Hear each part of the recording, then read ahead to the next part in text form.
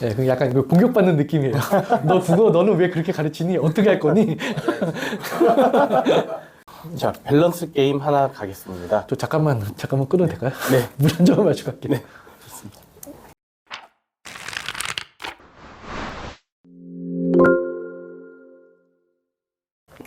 입시TV 이루리라. 오늘은 이루리학원 수능 국어의 빛 신준배 선생님 모시고 대화 나눠보겠습니다. 선생님 안녕하세요. 네, 안녕하세요.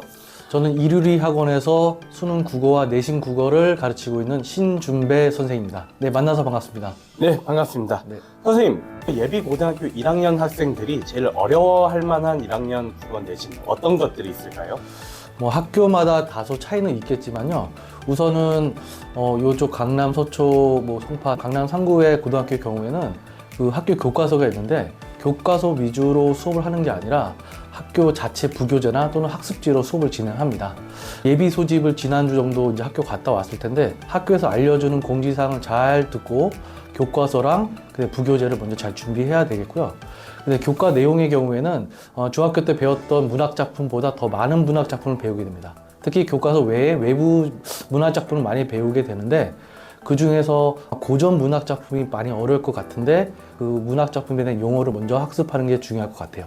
근데 문법의 내용이 중학교 문법 내용보다 좀 더 깊고 심화된 내용이 심화된 내용을 수업을 진행하고 문제도 역시 조금 많이 난이도가 어렵습니다.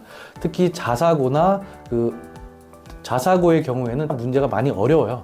학원에서 배운 내용과 학교에서 배운 내용을 접목시켜서 여러 번 반복해서 공부하는 게 좀 중요할 것 같습니다. 영어는 단어들을 외워주잖아요. 국어도 단어를 외워줄 필요가 있을까요? 당연히 국어도 단어를 외워야 합니다. 뭐 예를 들면 한번 2년이나 3년 전에 그 네이버 창에 사흘과 나흘이라는 그 단어의 의미를 몰라서 그 검색어 최상위에 오른 적이 있었거든요. 그리고 최근에 수업을 하는 경우 가난하다는 단어 있잖아요. 가난하다는 단어와 곤궁이라는 단어와 궁핍이라는 단어가 같은 뜻인지 모르는 경우가 굉장히 많고요.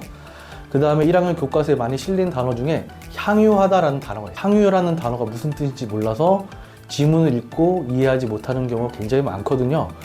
그래서 그 순우리말 또는 요즘에 아이들이 SNS를 많이 사용하잖아요. 그러니까 친구들끼리 사용하는 단어가 아니라 교과서에서 사용하는 단어를 미리 학습을 해야 하고요. 그걸 공부하지 않으면 아무리 책을 많이 읽어도 이해하지 못하기 때문에 고난도 지문을 이해하지 못하고 고난도 문제를 풀이하지 못합니다. 또한 그 학교 시험의 경우 30문제에서 33문제 정도 출제를 하는데 객관식 문제가 아니라 서답형 문제에서 많이 등급을 좌우하거든요. 서답형 문제의 경우에는 문제 하나당 4점에서 심지어 10점 정도 차이가 나는데 그 문제의 경우는 어휘를 모르면 아예 풀지를 못해요. 네, 그래서 어휘 학습은 무조건 해야 합니다. 국어는 감이다. 네. 어떻게 생각하시나요? 감이 상당히 중요합니다. 근데 감으로 정답을 맞추기 이전에 개념에 대한 철저한 학습이 필요하다고 생각합니다. 개념이 잘 갖춰져 있는 상태에서 좋은 감으로 문제를 푸는 거고요.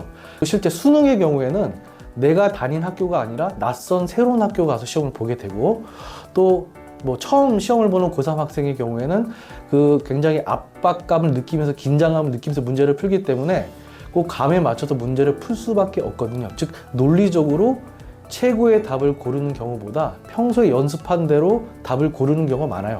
하지만 그렇다 하더라도 기존 뭐 1학년, 2학년, 3학년, 3년 동안 학습 과정에서 기본적인 개념 학습을 먼저 70% 정도 쌓아놓고 그 다음에 나머지 30% 감으로 푸는 거지 100% 감으로 푸는 건 절대 아닙니다. 그러면 네. 좀 난독증이 있는지 2줄 이상 글을 읽기 어렵다 네. 하는 학생들 같은 경우에는 독서를 도대체 어떻게 해야 될까요? 아마 그럴 경우에는 예를 들어 수능 지문이 800자인 경우도 있고 2500자에서 2700자로 길게 쓰여진 글도 있거든요. 그럴 때 너무 도전의식을 갖고 긴 글을 먼저 읽지 말고 일단 기본적으로 어휘 학습, 뭐 중학교 수준의 어휘가 안 된다, 중학교 수준의 어휘 학습, 그 다음에 고등학교 1, 2학년 수준의 어휘와 한자성어. 물론 먼저 우리나라 말이지만 영어처럼 단어 학습이 먼저 전제가 되어야 할 거예요. 그 다음에는 교과서에 있는 지문이 그나마 좀 친절하고 뭐 자습서에 자세한 설명이 되어 있거든요. 그래서 교과서에 있는 지문을 읽고 또 같은 지문을 여러 번 반복해서 읽어서 배경 지식을 쌓는 게 필요하다고 생각합니다. 마치 영화나 드라마를 한 번 보는 게 아니라 여러 번 보면 굉장히 지겹고 재미없어서 그렇게 보지 않잖아요. 근데 공부는 같은 지문을 여러 번 반복해서 학습해야 실력이 늘어납니다.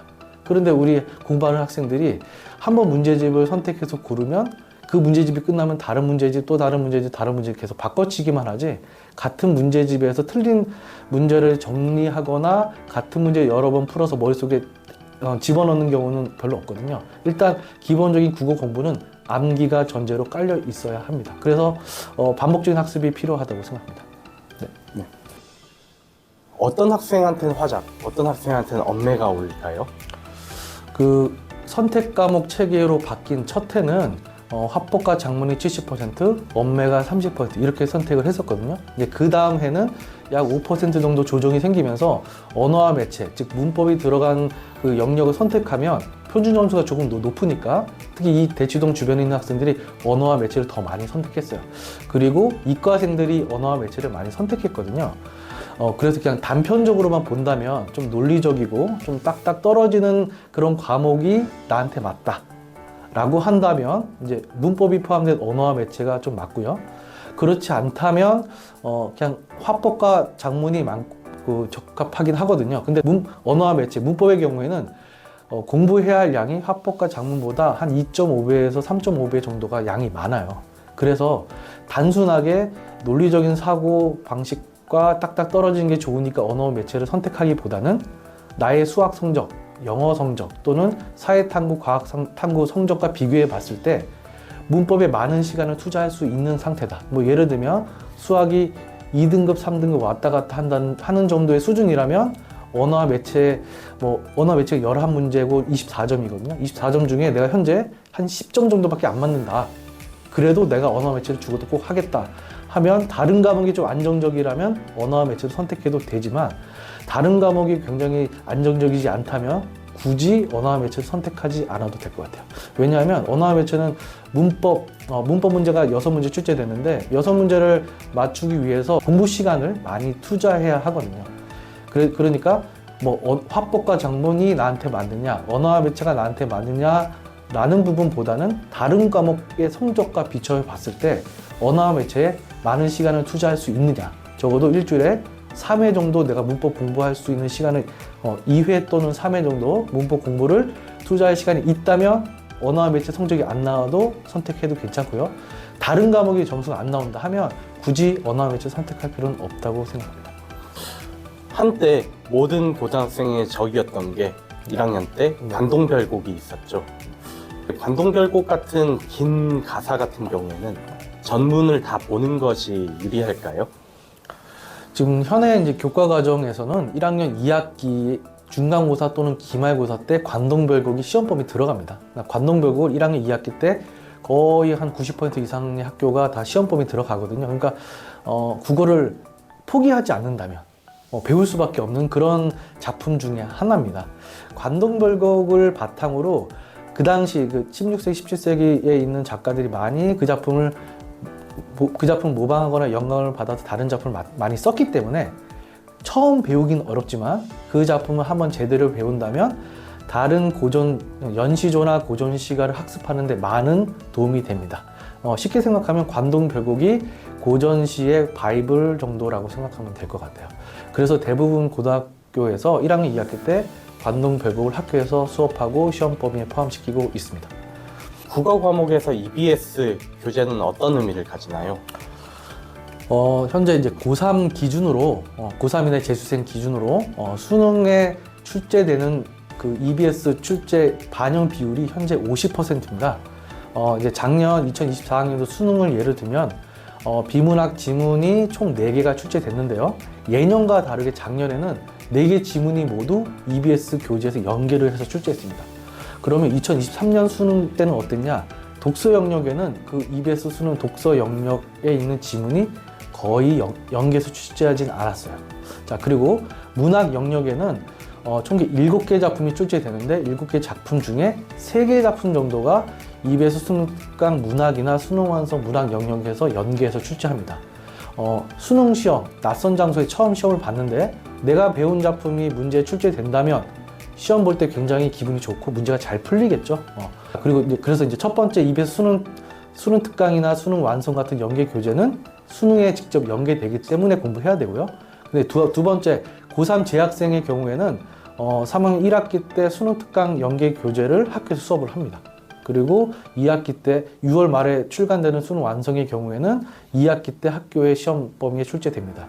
그래서 9월에 이제 접수하는 수시 원서를 접수하기 위해서 내신 성적을 잘 받아야 하는 학생은 국어 영역의 경우 수능 특강, 문학, 독서, 공통 영역이랑 화법과 작문 또는 언어와 매체 선택 과목을 반드시 공부해야지 수시에 합격하는 데 불리함이 없을 겁니다.